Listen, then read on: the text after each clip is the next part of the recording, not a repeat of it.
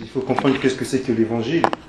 Et quand on lit dans 1 Corinthiens chapitre 1 verset 17 à 18, c'est un rappel, hein, comme on va, parce que le frère disait un sujet en fait de prière sur l'évangélisation.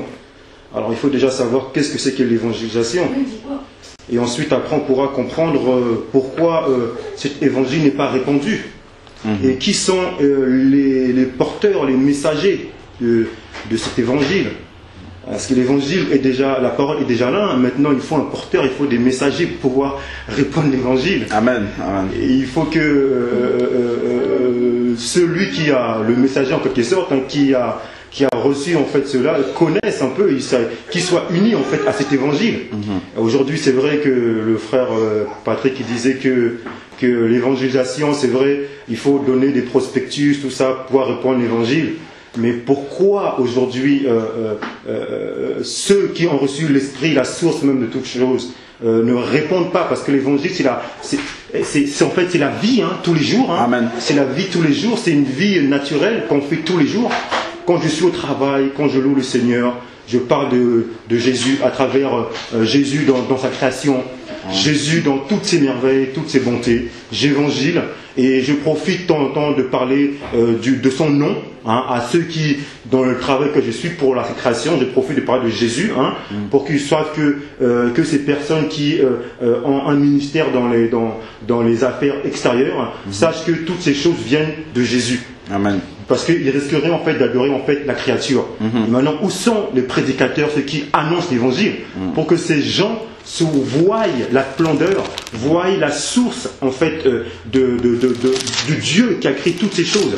Hein, comme on le dit dans Romains, ils ont adoré la créature et ils ont en fait ils ont régné la source des créatures et adoré les créatures parce que simplement ils n'ont pas connu Jésus-Christ, l'évangile de Jésus-Christ. Et Romain dit encore, où sont les prédicateurs, ceux qui sont là pour annoncer l'évangile, qui sont beaux les pieds des prédicateurs. Donc qu'est-ce que c'est que l'évangile? Qu'est-ce que c'est que l'évangile? Et quelle est notre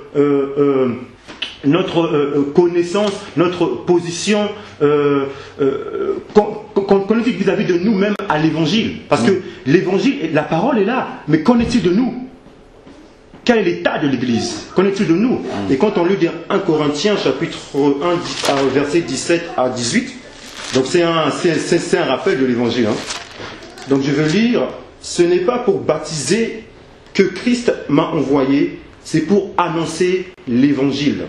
Et cela sans la sagesse du langage, afin que la croix de Christ ne soit pas rendue vaine.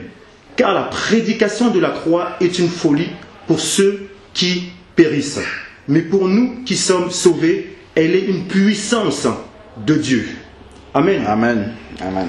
Cet évangile, donc Jésus-Christ, pour la répandre, cela demande déjà un renoncement déjà à notre propre vie. Cela demande déjà c'est une rencontre de la parole. Et quand cette parole, on la rencontre, alors on voit notre état pécheur, cet état qui vivait dans un monde un peu dans l'inconscience, dans le doute, dans le péché, hein, en fait de loin de Dieu. Et quand la parole nous rencontre, alors il y a un changement dans cette nouvelle naissance qui est là. Et donc, on voit maintenant de cette nouvelle naissance, on voit la nature, l'image en fait que Dieu en fait nous présente. Et cette image-là maintenant, il faut maintenant la manifester chaque jour, la vivre dans l'état auquel on est, parce que c'est pas par rapport à notre circoncision, de l'état d'avant que Jésus nous reçoit. Jésus nous reçoit tel qu'on est aujourd'hui. Et l'évangile a justement le pouvoir justement de nous prendre tel qu'on est, accepter tel qu'on est, et de nous donner cette capacité de pouvoir répandre en fait cette piété, cette nature divine en Jésus-Christ. Et chacun de nous en a reçu une portion, cet évangile, des grâces, des analogies différentes, et à travers cela, on le manifeste au niveau de l'environnement où je suis, au niveau de la tâche que Dieu me donne, et en le faisant avec la conduite de Jésus-Christ, hein, dans tout type d'œuvre, hein, en fait, je réponds en fait l'évangile. Il y a les ministères de la parole qui sont là pour parler de la source de toutes choses, que le monde, que les nations sachent que toutes ces choses ont été créées par Jésus-Christ, hein, qu'on appelle les ministères de la parole, apôtres, prophètes, évangélistes, docteurs et pasteurs. Ils sont là pour justement pour le perfectionnement des saints, hein, et pour l'édification du corps de Christ et de nous ramener en fait à l'unité de la foi, dans le but justement que tous les saints puissent, avec leur niveau de grâce, hein, manifester le témoignage manifester l'évangile qu'est Jésus-Christ. Maintenant, aujourd'hui, quel est l'état de l'Église? Quel est l'état de l'Église? Qu'en est-il de cet évangile? Qu'est-ce qui empêche de répondre cet évangile? Où sont les prédicateurs? Qu'est-ce qui empêche de répondre cet évangile? Mon peuple périt par manque de connaissance. Le péché nous prive de la gloire de Dieu. Qu'est-ce qui nous empêche de libérer l'évangile? Ce n'est que le péché. Je veux répondre l'évangile. L'évangile ne peut pas se raisonner. Comment est-ce qu'on va répondre l'évangile? Non. L'évangile, c'est la vie tous les jours. C'est la simplicité. Et Dieu a donné à tout le monde. Et le premier travail que tous les apôtres, tous les disciples font, dès qu'ils ont reçu la parole, ils évangélisent. Et ils évangélisent Christ, le nom de Jésus-Christ, tout le monde. Quand Jésus-Christ a délivré l'aveugle, à l'instant même, il a répondu la parole, l'évangélisation. Et le premier ministère que Jésus a fait, que les apôtres ont fait, c'est d'abord la prédication. Parce qu'aujourd'hui, avant de recevoir, d'être instruit, comme le bien-aimé frère le fait, hein, comme le frère au fond du corps de Christ, avant d'être instruit, il faut d'abord qu'on soit guéri. Parce que la parole, d'abord, le premier travail de la parole, d'abord, c'est la délivrance, c'est la guérison. Si on est malade, comment peut-on recevoir l'instruction? Mais la parole, quand Jésus a commencé, dès son ministère, dès qu'il est sorti, la guérison venue. Ce sont des signes. La guérison, la délivrance. Et ensuite, les gens recevaient l'instruction. Mais aujourd'hui, maintenant, les mêmes personnes qui ont reçu la parole sont malades. Hein, frère, on est malade. On est malade. On est malade, c'est ça la question. On veut répondre l'évangile. Je suis le premier. Je veux répondre l'évangile. Mais qu'en est-il aujourd'hui? On a besoin justement de rester assis, de recevoir l'instruction pour répondre l'évangile. Parce que, frère, ça va devenir après un légalisme pour pouvoir donner en fait le nom de Jésus-Christ. Et donc, quel est le problème? C'est que aujourd'hui l'Église est malade. On est dans un temps où il faut se ressonder. Il faut vraiment s'examiner, revoir l'état auquel on est, hein, examiner nos cœurs, se ressonder nos cœurs, nos voix. Qu'en est-il? On se croit bien souvent juste, mais il y a des choses que Dieu veut nous faire voir, révéler, cacher, hein, ce mystère de l'iniquité qui nous empêche en fait de répondre l'évangile. Et voilà pourquoi Dieu, au temps auquel on est, Dieu nous rappelle à rechercher la repentance, à rechercher l'eau. Où sont les messagers qui répondent l'eau de vie? Parce que Jésus-Christ, hein, c'est le pardon même. Et l'eau, en fait, quand on voit l'image, la parole, quand Jésus-Christ se présente, alors qu'est-ce qu'on fait tout de suite, hein? On se voit sale. On se voit sale. Donc la repentance vient, la conscience. Hein. Et là maintenant, l'évangile commence à faire un travail. Et cet évangile, la chose qu'il a fait en fait, c'est de répondre cela de l'extérieur. Pour que l'évangile puisse être sorti, il faut que déjà ce vase même puisse être brisé. Il faut qu'on soit brisé. Mais maintenant la question que je me pose, voulons-nous être brisés? C'est ça. Donc qu'est-ce que l'évangile? L'évangile, c'est la prédication. C'est une folie. C'est la mort. Il faut qu'on meure. Parce que c'est Jésus-Christ en fait qui continue. Le Jésus-Christ qui il y a 2000 ans, qui est venu pour pouvoir, Dieu qui s'est fait homme chair, pour pouvoir libérer l'homme. Et le but qu'il soit venu, c'est parce qu'il a vu qu'à travers les esprits, à travers les anges, à travers toutes ces choses, c'était impossible de libérer le Fils de l'homme, nous-mêmes. Mais lui-même est descendu, chair, parole, fachette, la piété, pour justement avoir, que plus nous puissions avoir un modèle, qui est Jésus-Christ. Amen. Et c'est ça la prédication. Et Jésus-Christ, ensuite, il est parti à la mort. À la mort pour pouvoir justement, nous donner ses clés. Ces clés. Pour justement, nous, dans cette chair, incapacité. Et Jésus-Christ est ressuscité par l'Esprit de Dieu vivant. Et ce Jésus-Christ est apparu aux apôtres. le témoignage de la vie. Et le même Jésus-Christ, il continue encore son évangile. Aujourd'hui, il y a l'évangile du frère Patrick, l'évangile de Marien, l'évangile de la sœur Véronique, l'évangile de la sœur Justine, l'évangile de tous les bien-aimés qui sont là aujourd'hui. Et cet évangile continue encore aujourd'hui. Qu'en est-il maintenant? Est-ce qu'on veut se laisser, briser? Est-ce qu'on veut que la parole vraiment agisse en nous? L'évangile de Jésus-Christ, c'est une folie. C'est la prédication de la croix. Et pour recevoir, pour que l'évangile puisse vraiment agir, il faut vraiment se laisser se briser. Donc la mort et la résurrection se manifestent. Donc je reviens simplement au départ. Alors pourquoi aujourd'hui? Où est cet évangile? La question en fait, il faut d'abord se poser déjà à nous-mêmes, les gens de l'intérieur. Qu'en est-il de nous, de notre obéissance? C'est à partir de nous-mêmes, justement, que Jésus-Christ va continuer son œuvre. Jésus-Christ, il sert simplement des vases inutiles, de personnes qui sont prêtes à se donner. Quand il a dit à Ézéchiel, voici les ossements desséchés, la mort est là. Prophétise, réponds à la bonne nouvelle, l'évangile. Mais il fallait que Ézéchiel soit au même niveau des ossements desséchés. Il fallait qu'il meure en Christ pour répondre à la prophétie. Nous, l'Église, aujourd'hui, on a reçu justement ce don merveilleux aujourd'hui, en Christ, de mourir et laisser l'évangile libérer les gens. Ce n'est pas moi, Marien, ce n'est pas nous. Parce que nous, on est ce pain sans le levain. Et ce pain est en Christ. Maintenant, c'est l'Esprit de Dieu vivant maintenant qui répond sa parole, le témoignage de la vie. Quel est notre témoignage? Et en fait, il faut simplement répondre à l'appel de Jésus-Christ, de répondre cet évangile. Mais il faut simplement qu'on connaisse la parole, qu'on se laisse briser. Et le péché qui nous empêche, parce que ce qui empêche cette gloire, cet évangile, c'est le péché. Recherchons la repentance. Église, aujourd'hui, Jésus-Christ va revenir chercher une église sans tache ni ride, l'époux. Mais il faut simplement que nous, on se prépare. Et que cet évangile sera répandu dans toutes les nations. Dans toutes les nations. Et alors viendra la fin.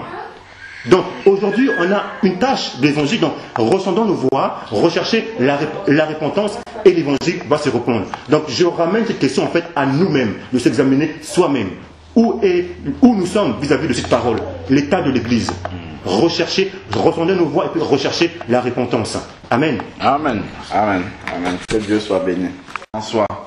Donc, comme on a dit, le premier point même de l'évangélisation, le premier aspect de l'évangélisation, c'est notre vie naturelle. Comme il a dit, notre vie de tous les jours doit être déjà une évangélisation. On doit pouvoir parler. Parce que évangéliser, c'est quoi? C'est annoncer l'évangile. L'évangile, c'est quoi? C'est la bonne nouvelle. C'est quoi la bonne nouvelle? C'est que Jésus est mort à la croix et ressuscité pour les pécheurs. Tout pécheur qui met sa confiance et qui accepte Jésus dans sa vie comme son sauveur personnel et comme son Seigneur,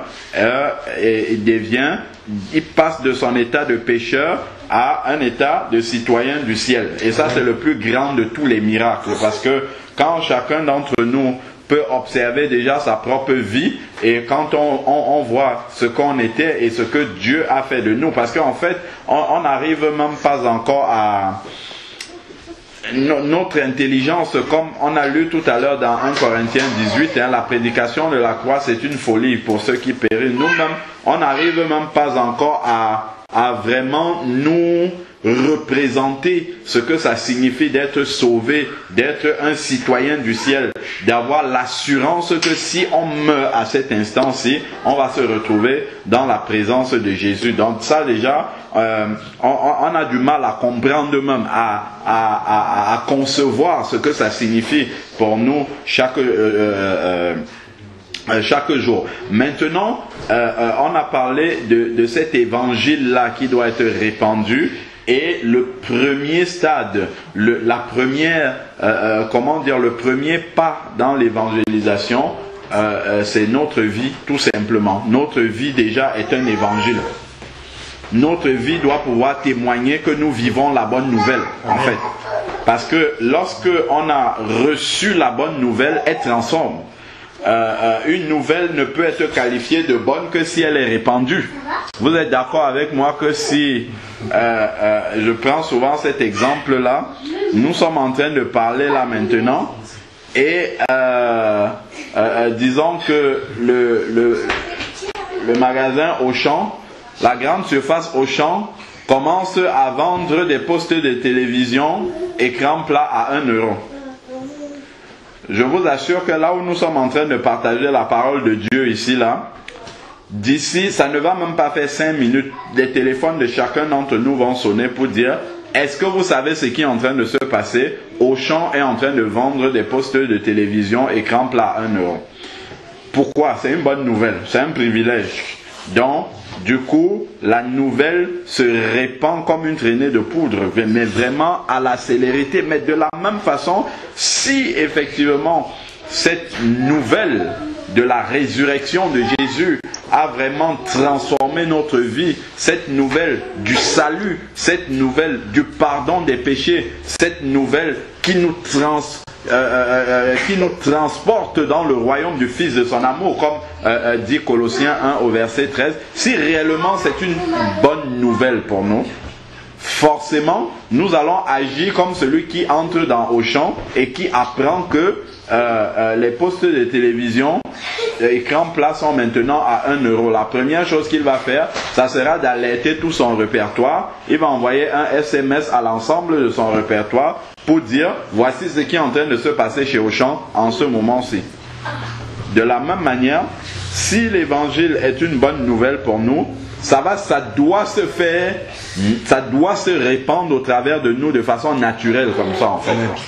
C'est-à-dire que sans qu'on ait même besoin de rappeler qu'il faille répandre cette nouvelle-là, elle va se répandre comme ça. Nous allons le faire sans même que les disciples qui étaient là, les disciples de Jésus, il n'y avait pas un rappel qu'il faut sortir pour évangéliser, il faut parler de Jésus. Non, ça on ne leur rappelait pas.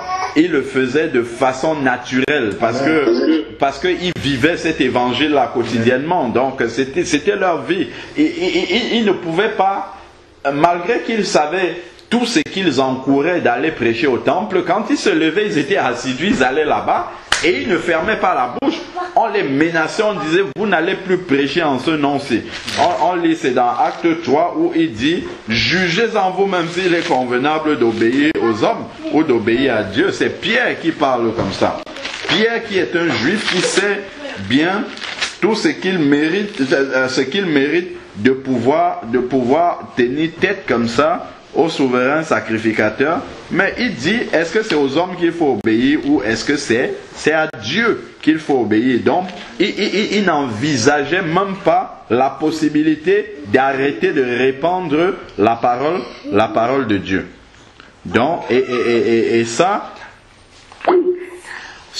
on n'avait pas besoin de le lui rappeler, mais comme il avait une expérience personnelle avec le Seigneur, une marche personnelle, il avait expérimenté la grâce de Dieu. On sait bien que Pierre a renié le Seigneur 3 fois, et lorsque le Seigneur est ressuscité, non seulement bien sûr il a pardonné à Pierre, mais lorsqu'il a rencontré les femmes, il a dit: allez annoncer à mes disciples et allez dire à Pierre. Il a spécialement Pierre, parce que il avait annoncé à Pierre que Pierre le renierait 3 fois, ce qui est arrivé, et Pierre avait pleuré amèrement sur son péché. Donc et le Seigneur l'a restauré. Donc Pierre avait eu cette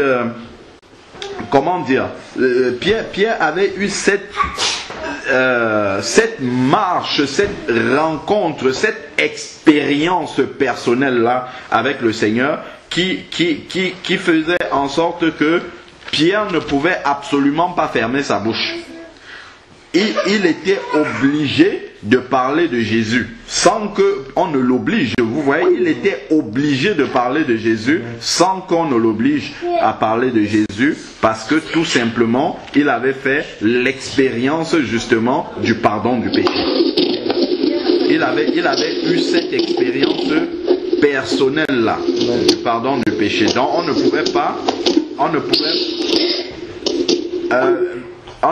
pouvait pas lui fermer la bouche. Et donc c'est à ça vraiment que le frère faisait allusion tout à l'heure, du fait que l'évangile en fait doit commencer par notre expérience personnelle, notre vie avec le Seigneur, c'est là que l'évangélisation va commencer. C'est ça qui va nous conduire en fait à répandre cet évangile-là.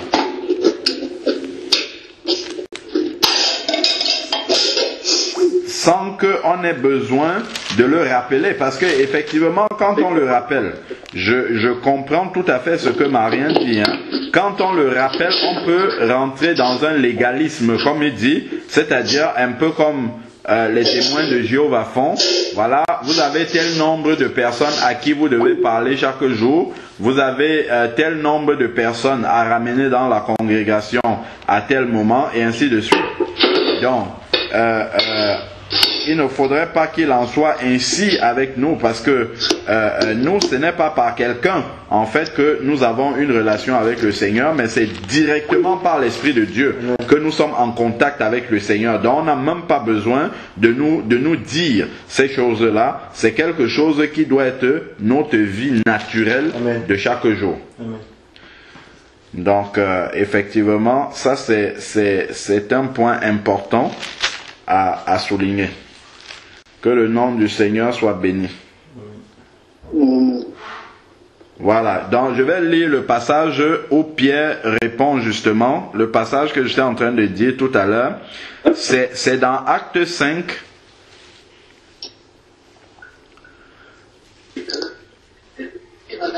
Acte 5, on peut prendre à partir du verset 26.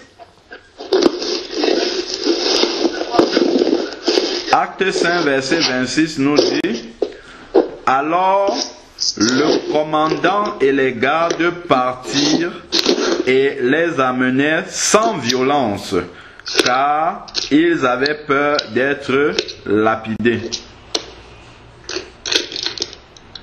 Car ils avaient peur d'être lapidés.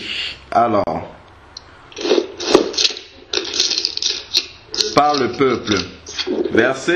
Il y a quelqu'un qui doit fermer son micro, s'il vous plaît. Je ne sais pas d'où vient le bruit. Bon, continuons. Donc, verset 27. Acte 5, verset 27. Après les avoir emmenés, il les fit comparaître devant le Sanhédrin. Le souverain sacrificateur les interrogea en ces termes: nous vous avions formellement interdit, défendu d'enseigner en ce nom-là. Nous vous avions formellement défendu. Pour l'instant, il n'y a personne qui nous défend de parler du nom de Jésus. Et voici que vous avez rempli Jérusalem de votre enseignement. Est-ce que vous voyez ça? Ils ont rempli Jérusalem de leur enseignement, donc du nom de Jésus. Et que vous voudriez faire tomber sur nous le sang de cet homme. Verset 29. Qu'est-ce que Pierre va répondre par rapport à ça? Pierre aurait pu, étant accusé comme ça devant les souverains sacrificateurs, il aurait pu être, comment dire, avoir de la crainte ou quelque chose comme ça, parce que n'oublions pas que c'est Pierre qui a renié le Seigneur 3 fois, même pas devant des soldats, mais devant une petite servante. Donc, verset 29, Pierre répondit ainsi que les apôtres: il faut obéir à Dieu plutôt qu'aux hommes. Voilà comment Pierre répond cette fois-ci. Il ne va plus régner le Seigneur, mais il va répondre hardiment. Pourquoi il peut répondre comme cela? Parce qu'il a expérimenté le pardon de Dieu. Il a expérimenté cette grâce particulière, cette grâce personnelle-là. Pierre l'a expérimenté et il sait que rien ne vaut plus que cette grâce-là qu'il a expérimentée. Et à ce moment-là, Pierre comprend que il ne peut pas s'empêcher de parler de ce nom-là, de continuer à répandre ce nom dans tout Jérusalem. Donc, tout est fonction justement de notre connexion, de notre expérience personnelle, de notre vécu avec le Seigneur, de notre relation avec le Seigneur. Donc, l'évangélisation ne sera que le débordement de notre relation avec le Seigneur. En fait, c'est ça. C'est-à-dire que notre relation avec le Seigneur nous remplit tellement que nous allons déborder sur les autres. Amen. Comment sait-on si un verre est rempli? C'est si ça commence à déborder. Si vous voyez le verre commencer à déborder, vous mettez de l'eau dans un verre. Si vous voulez savoir si le verre est vraiment rempli jusqu'à son comble, c'est quand ça va commencer à déborder. Donc, effectivement, si nous voyons quelqu'un évangéliser dans le bon esprit, parce qu'on peut aussi le faire de façon mécanique et légaliste, donc si on voit quelqu'un le faire de façon naturelle, c'est que Dieu le remplit tellement, il est tellement rempli de Dieu que à l'intérieur de lui ne peut plus contenir Dieu, il faut que ça sorte. Donc c'est le débordement là qui sort de lui, c'est ça qui va se déverser sur les autres. Et c'est comme ça que l'évangélisation, en fait, se développe au travers de cette personne-là. Verset 30, le Dieu de nos pères a ressuscité Jésus que vous avez tué en le pendant au bois. Regardons comment Pierre peut parler de façon frontale comme ça au sacrificateur. Que vous avez tué en le pendant au bois. Dieu l'a élevé par sa droite comme prince et sauveur pour donner à Israël quoi? La repentance et le pardon des péchés. Amen. Amen.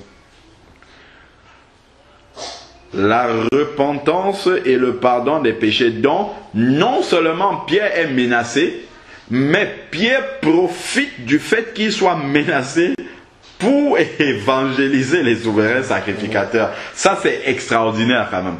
C'est-à-dire qu'il débordait tellement de l'amour de Dieu qu'il évangélisait même les souverains sacrificateurs qui étaient en train de l'accuser. Puisqu'il leur parle de la repentance, puisqu'il leur parle du pardon des péchés, et au verset 32, regardez, il dit, nous sommes témoins de ces choses, de même que le Saint-Esprit est donné à ceux qui lui obéissent. Il dit, nous sommes témoins de ces choses-là. Témoin, ça veut dire qu'on a assisté à quelque chose qu'on vient raconter plus tard. Donc, si nous n'avons pas cette connexion personnelle avec le Seigneur, donc si nous n'avons pas cette relation intime avec le Seigneur, si nous ne sommes pas les témoins de notre propre relation personnelle avec le Seigneur, comment allons-nous donc aller parler de quelque chose que nous n'avons pas vu et expérimenté? Amen. Puisque un témoin, c'est quelqu'un qui a vu quelque chose, c'est quelqu'un qui a expérimenté quelque chose, c'est quelqu'un qui a vécu quelque chose. Il a vécu une expérience, il a vécu un événement et il va maintenant rapporter cet événement-là. Il va annoncer cet événement, il va raconter cet événement-là. Amen. Voilà. Amen. Donc c'est tout cela, en fait, comme Marien disait, toute la question se pose au niveau justement de ce que nous avons et ou ce que nous vivons même avec le Seigneur. C'est là que la question va se poser, même pour pouvoir servir le Seigneur, travailler pour Dieu. Toute la question est fonction de ça. Qu'est-ce que justement nous avons, quel lien, quel rapport nous avons avec le Seigneur? Comment est-ce que nous vivons cette relation personnelle avec le Seigneur? Si elle est débordante, forcément, ça va se déborder pour aller vers ceux qui sont autour de nous. Sinon, nous aurons les yeux fermés sur ceux qui sont autour de nous, parce que justement, si nous-mêmes, nous ne sommes pas remplis déjà, comment allons-nous pouvoir remplir ceux qui sont à côté de nous, puisque notre coupe ne déborde pas? Comment est-ce qu'elle va aller remplir la coupe du voisin alors que notre propre coupe ne déborde pas encore? Donc c'est vraiment sur ces aspects-là effectivement qu'on doit pouvoir s'interroger d'abord avant de pouvoir justement aller sur le champ de l'évangélisation, ou alors en tout cas demander au Seigneur de nous conduire dans l'évangélisation. Ça, c'est pour pouvoir le faire de la bonne façon, de façon spirituelle, c'est-à-dire conduit par le Saint-Esprit, et non simplement avoir un programme comme ça qu'on essaye de suivre parce